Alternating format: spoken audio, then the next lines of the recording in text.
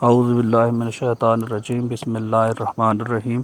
آج کا ہمارا پہلا فریز الورب ہے سیٹ اسائیڈ۔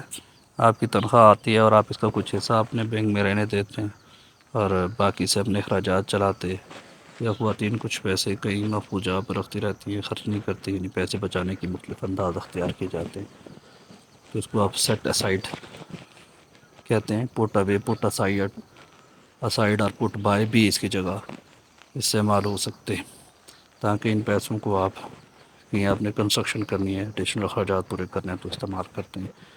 دوسرا فریزل ورب ہے سیٹ بیک۔ سورج کی روشنی کو زیادہ استعمال میں لانے کے لیے سردیوں میں گھڑیوں کو آگے اور گرمیوں میں پیچھے کر دیا جاتا ہے، اور ایسی پریکٹس ایک دو مرتبہ پاکستان میں بھی کی گئی، تو آپ کہہ سکتے ہیں we set the clocks forward in the spring and in the autumn we set them back. اور یہ کوئی وقوع بھی ہو سکتا ہے جس نے آپ کی ترقی کو روک لیا یا مزید خراب کیا۔ That was a setback, that was a setback for me. اگلا فریزل ورب ہے ہمارے پاس سیٹ ان۔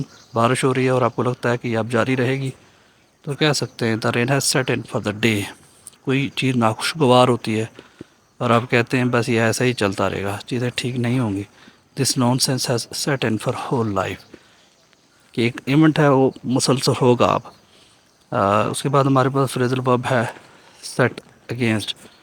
اب آگے بڑھنا چاہتے ہیں لیکن آپ کے والد صاحب سمجھتے ہیں کہ یہ وقت کا ضیاع ہے اور وہ کوئی کام دھندا کرنے کو کہتے ہیں تاکہ گھر چلانے میں آپ کی مدد مل سکے، تو he sets against you to study further and you have to work as a technician somewhere. ایسا بھی ہو سکتا ہے کوئی آپ کو کسی کے خلاف کرنے کی تدبیر کر رہا ہو، تو آپ کہہ سکتے ہیں he setting in against somebody X Y Zee.